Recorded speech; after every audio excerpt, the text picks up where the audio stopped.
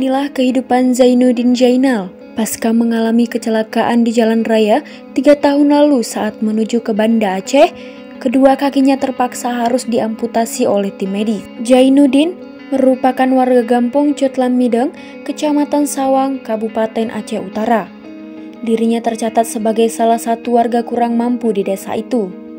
Di gubuk berukuran 4 kali 2,5, Zainuddin tinggal bersama 2 orang anaknya yang masih kecil.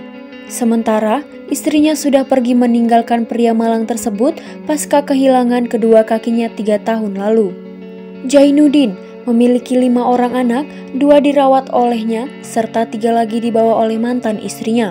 Kini, gubuk berinding tepah bambu dan bertapakkan daun rubia menjadi istananya bersama 2 orang anak sejak 8 bulan lalu. Sebelumnya Zainuddin tinggal di Alui, Puteh, Kecamatan Baktia, Kabupaten Aceh Utara.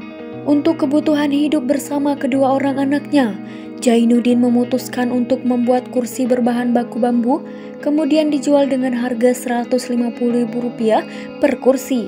Akan tetapi, hal itu tidak rutin dilakukan.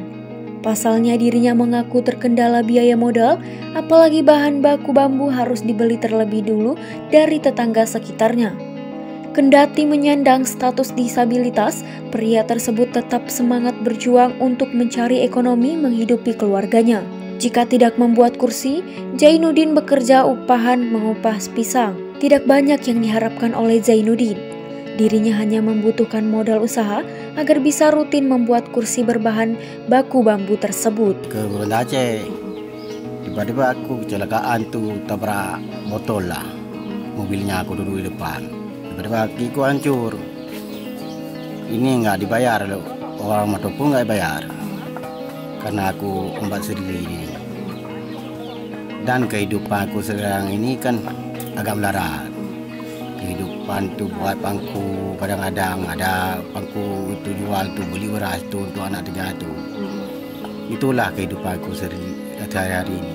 Sementara itu, Kepala Dinas Sosial Pemberdayaan Perempuan dan Perlindungan Anak Aceh Utara, Zulkarnain, mengatakan pihaknya sudah melakukan kunjungan ke rumah tersebut 1 hari sebelumnya guna melakukan verifikasi kelayakan untuk menerima bantuan.